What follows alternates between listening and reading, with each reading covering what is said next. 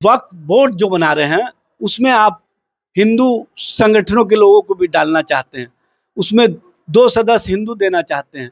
तो मैं पूछना चाहता हूं कि जो मंदिर का ट्रस्ट है, जो धार्मिक न्याय ट्रस्ट है, उसमें तो आप मुस्लिम संगठनों को रखते नहीं हैं।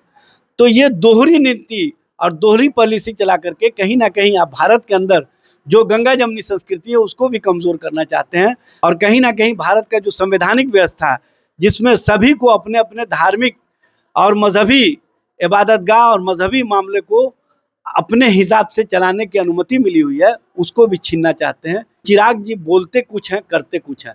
उनके जो प्रदेश अध्यक्ष ने मदनी साहब के बारे में आपत्तिजनक भाषा इस्तेमाल किया है, ये मुस्लिम समाज को हर्ट किया है। कि चाहे चंद्रबाबू नायडू जी का दावत इफ्तार या ईद मिलन हो, चाहे नीतीश जी का दावत इफ्तार या ईद मिलन हो, चाहे चिराग पासवान का दावत इफ्तार या ईद मिलन हो, हम लोग उससे अपने आप को अलग कर लेंगे। आप भारतीय जनता पार्टी के हनुमान हैं, लेकिन मुसलमानों के लिए आपने क्या काम किया है ये आप 5 काम गिना दीजिए। और मुस्लिम समाज इस बात को समझ रहे हैं कि आप भारतीय जनता पार्टी से भी आगे जाकर के कहीं ना कहीं मुसलमानों को प्रताड़ित करना चाहते हैं। कि इन दिनों बिहार में कई ऐसी राजनीतिक पार्टियां हैं जो दावत इफ्तार पार्टी का आयोजन कर रहे हैं। इसी कड़ी में देखिए मुख्यमंत्री नीतीश कुमार की तरफ से भी आज दावत इफ्तार पार्टी का आयोजन किया जा रहा है। वहीं कल अगर बात करें तो लोक जनशक्ति पार्टी रामविलास के राष्ट्रीय अध्यक्ष केंद्र सरकार मंत्री है चिराग पासवान, उन्होंने भी अपने पार्टी कार्यालय में दावत इफ्तार पार्टी का आयोजन किया। लेकिन देखिए कई ऐसे मुस्लिम संगठन हैं जो इस दावत इफ्तार पार्टी का विरोध कर रहे हैं। देखिए इस मुद्दे पर खास बातचीत करेंगे। हमारे साथ बात करने के लिए आरजेडी से प्रवक्ता है एजाज अहमद जी से जोड़ते बातचीत करते हैं। क्या कहेंगे जिस प्रकार से नीतीश कुमार जी आज आयोजन कर रहे हैं, लेकिन विरोध कहीं न कहीं हो रहा है, कई संगठन कर रहे हैं? देखिए इसमें विरोध का मामला नहीं है, मामला ये है कि आप मेरे साथ नहीं खड़े हैं तो हम आपके साथ कैसे खड़े होंगे। स्पष्ट है, 3-3 बार आपने मुस्लिम संगठनों से, चाहे वो all India Muslim personal law board हो, चाहे इमारत सरिया हो, चाहे खानकाह मुजीबिया हो, चाहे जमातुल उलमा हिंद हो, चाहे जमात इस्लामी हो, चाहे जमात अहले हदीस हो, चाहे खानकाह रहमानी हो, सभी संगठनों से आपने बात किया था।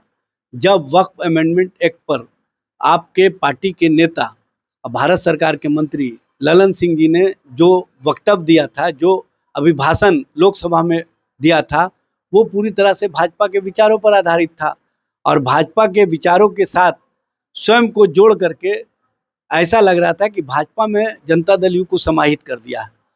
तो जो एम्ब्रेसमेंट आपके पार्टी के अंदर हुआ, जो मुस्लिम एमएलए, जो मुस्लिम कार्यकर्ता, जो मुस्लिम संगठन के लोग आपके साथ जुड़े हुए हैं, उन लोगों ने आपसे मिल करके इसका विरोध दर्ज कराया कि ललन सिंह जी का ये वक्तव्य कहीं ना कहीं मुस्लिम समाज में हम लोगों को कहीं टिकने नहीं देगा। तो आपने कहा कि मुस्लिम संगठनों को बुला करके हमसे वार्ता कराइए। सभी संगठनों के लोग इकट्ठा होकर के गए।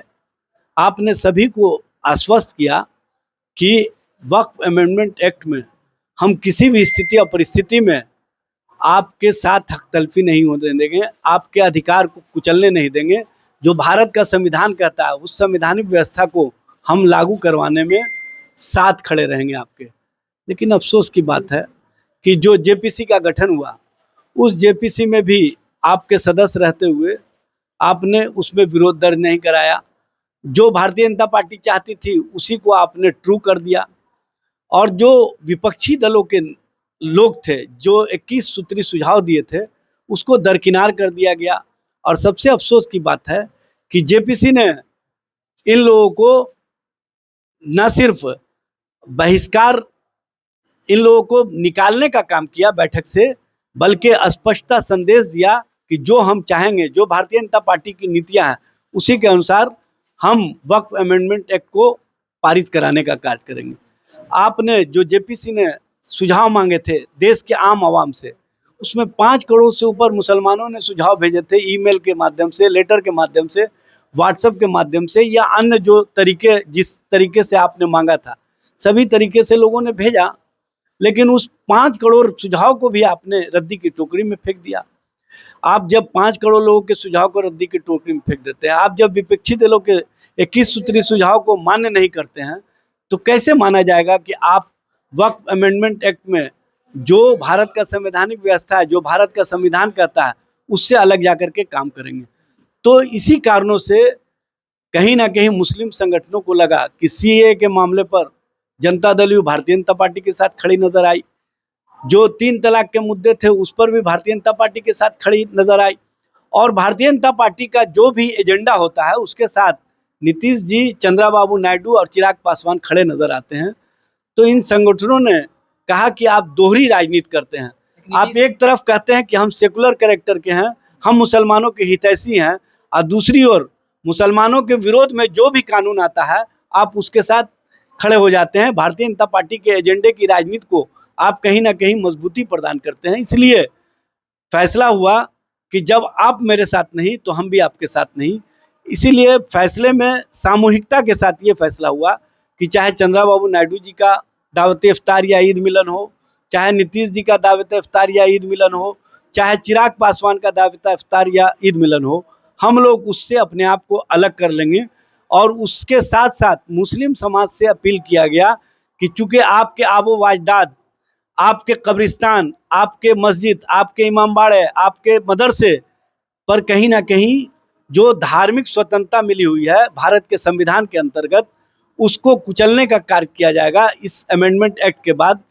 तो आप अपनी सुरक्षा के लिए, आप अपने आप को सुरक्षित करने के लिए उन संगठनों को, उन पार्टियों को बेनकाब करें जो दोहरी राजनीति करती है। लेकिन नीतीश कुमार और जो जदयू के नेता है वो लगातार कहते हैं हमने मुसलमानों के लिए बहुत काम किया है, जितना हमने काम किया उतना कोई नहीं काम किया है। चाहे कब्रिस्तान की घेराबंदी हो, मदरसों की संख्या जो है वो बढ़ाई। भाई आप कब्रिस्तान की घेराबंदी कर दिए, लेकिन वक्फ संशोधन विधेयक पर आप साथ खड़े नहीं हैं। तो जो कब्रिस्तान है और जो ये अपने उद्योगपति मित्रों को जमीन के नाम पर देना चाहते हैं, तो फिर तो कब्रिस्तान बचेगा ही नहीं। आप देख लीजिए कि मस्जिदों की जमीन में किस तरह से खुदाई का कार्यक्रम अभी चल रहा है।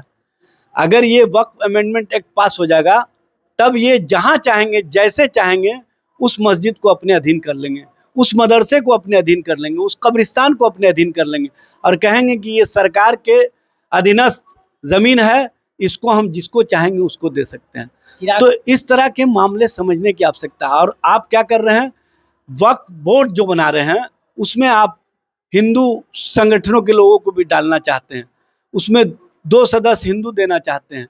तो मैं पूछना चाहता हूं कि जो मंदिर का ट्रस्ट है, जो धार्मिक न्याय ट्रस्ट है, उसमें तो आप मुस्लिम संगठनों को रखते नहीं हैं। तो ये दोहरी नीति और दोहरी पॉलिसी चला करके कहीं ना कहीं आप भारत के अंदर जो गंगा जमनी संस्कृति है उसको भी कमजोर करना चाहते हैं, भारत की जो मजबूती है उसको भी कमजोर करना चाहते हैं, भारत का जो सेकुलर कैरेक्टर है उसको भी कमजोर करना चाहते हैं।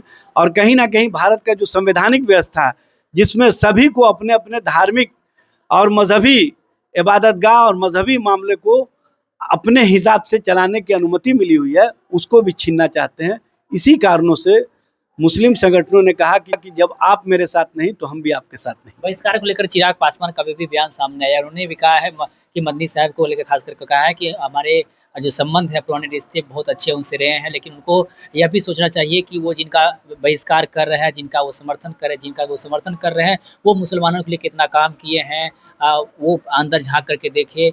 सिर्फ बोलते हैं, वोट बैंक की राजनीति करते हैं, लेकिन काम उन लोगों के लिए कुछ। देखिए, चिराग पासवान जी और रामविलास जी में जमीन आसमान का अंतर है। रामविलास जी ने जब गुजरात और गोधरा मामला हुआ था तो एक वोट से अटल जी की सरकार को गिराने का काम किया था और अपना जो उनका एग्रीड सोच था कि हम सेकुलर कैरेक्टर को, जो भारत का सेकुलर कैरेक्टर है, उसको कमज़ोर नहीं होने देंगे, उसको उन्होंने मजबूती दिया। लेकिन चिराग जी बोलते कुछ हैं, करते कुछ हैं। उनके जो प्रदेश अध्यक्ष ने मदनी साहब के बारे में आपत्तिजनक भाषा इस्तेमाल किया है, ये मुस्लिम समाज को हर्ट किया है।